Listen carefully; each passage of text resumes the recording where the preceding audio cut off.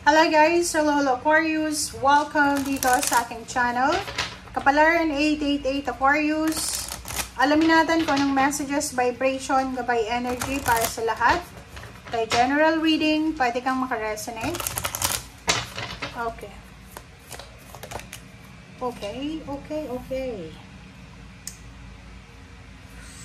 Okay, Aquarius. Confusion and wisdom. So, tingnan natin kung ano yung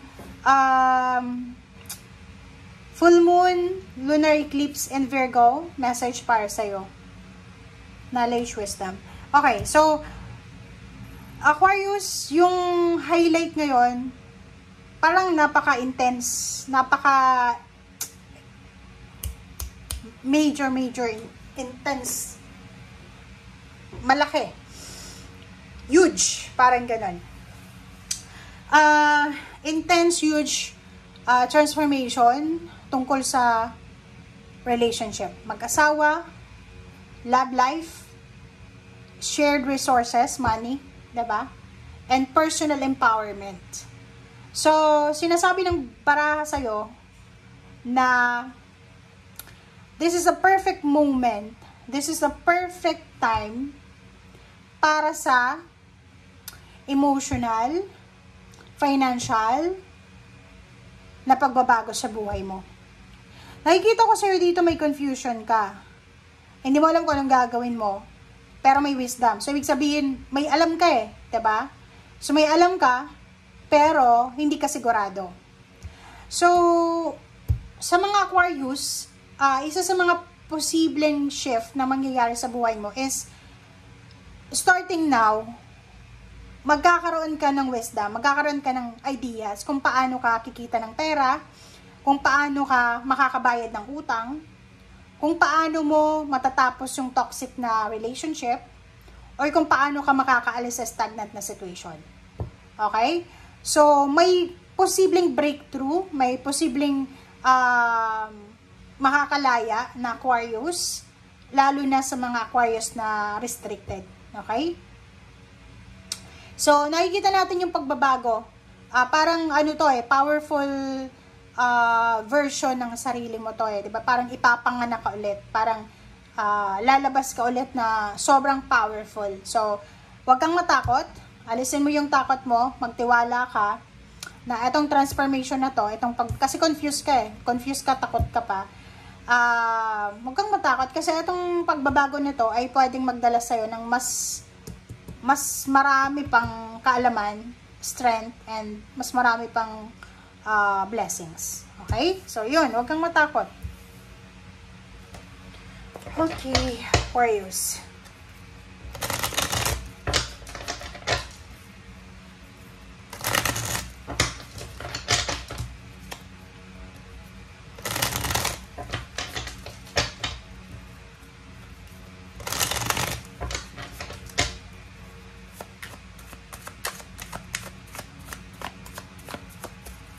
Okay, Aquarius. Okay, first two cards natin at Five of Swords and Justice. Nakikita ko sa'yo dito na isang kontrata, isang career change, career move, ang posibleng ino-offer sa'yo ng universe. But, ang nakikita ko sa'yo dito, dahil sa takot mo nga, diba? Dito confused ka, hindi mo alam, pero natatakot ka. Yung parang, alam mo to, sa isang company, naghahanap sila ng manager, like gustong ma-promote, 'di ba? Ang tagal mo na diyan sa company na 'yan. Alam mo na yung pasikot-sikot. Alam mo na yung trabaho ng isang manager. Ang problema lang is kulang ka sa requirements, pero like sa credentials, kasi hindi naman management siguro yung tinapos mo. Ang problema, takot ka na mag-apply as a manager. Pero kung tutuusin, mas talo mo pa nga yung manager, 'di ba? Kasi magaling ka ma-discard or anything.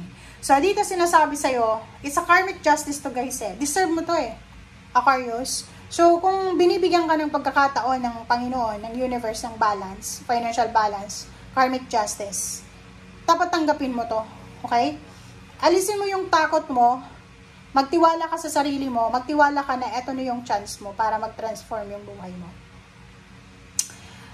Yung iba din sa'yo gustong mangibang bansa, and nandun ka na, tapos ka na sa proseso, ang problema lang dito is natatakot ka. Takot ka kung ano yung mangyayari sa'yo doon sa pupuntahan mo. Seven of Cups. Nakikita ko, sir, dito ang daming options. Maraming inihahain sa'yo ang Panginoon. Ang universe na pwedeng pagpilian mo. So, masasabi natin na pag sinabing option, choices, minsan, totoo yan. Minsan, patibong yan. Minsan, it's a test. Minsan, milagro yan. So, makinig ka sa sinasabi ng iyong intuition and mag-pray. Yun yung pinakamabilis, madali na kailangan mong gawin. Sumingi ka ng guidance sa Panginoon. Kasi ang nakikita ko, sir, dito, ang galing mo, matalino ka, magaling ka madiskarte. Kaya lang, may takot ka eh. Diba? Takot ka eh. Takot ka.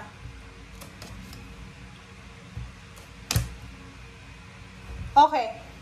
8 of Wands, Page of Cups, and 3 of Cups. So, nakikita natin dito kung ikaw ay single, looking for a relationship, babae ka man or lalaki, isang love offer, isang love relationship offer ang posibleng darating sa'yo.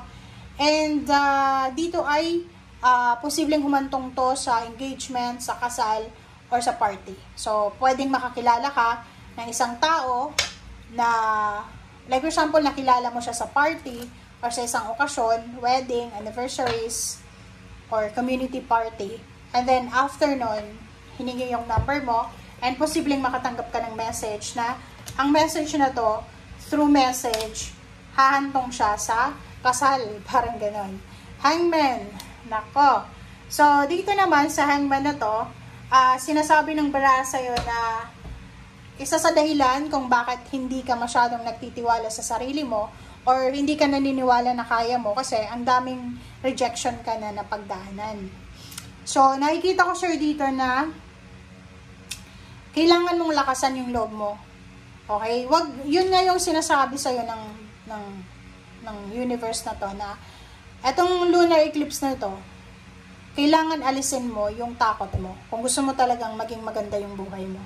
Tingnan mo, 6 of Wands, kasi pag sinunod natin yung sarili natin na takot, wala tayong mapupuntahan, mararating. Pero pag nilakasan mo yung loob mo, 'di ba? Mapossess mo yung energy ng fire sign Leo, Aries, Sagittarius. Yung hindi sila nahihiya, hindi sila natatakot, aggressive yung action nila. Talagang makakarating ka dito sa 6 of Wands na to. 10 of Cups and 4 of Wands. 'Di ba? So, yung 6 of Wands dito, may mga possibilities ng salary increase, higher position, travel, relocation, international travel, migration.